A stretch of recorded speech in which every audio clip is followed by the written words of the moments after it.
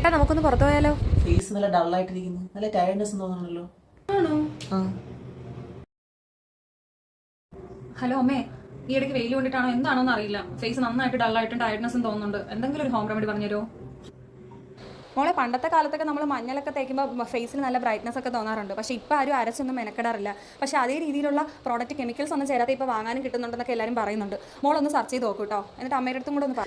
Final സൊല്യൂഷനായി എനിക്ക് കിട്ടിയത് good വൈബ്സിൻ്റെ ഉപ്താൻ്റെ 100% pure ഇൻസ്റ്റാഗ്ലോ പൗഡറാണ്.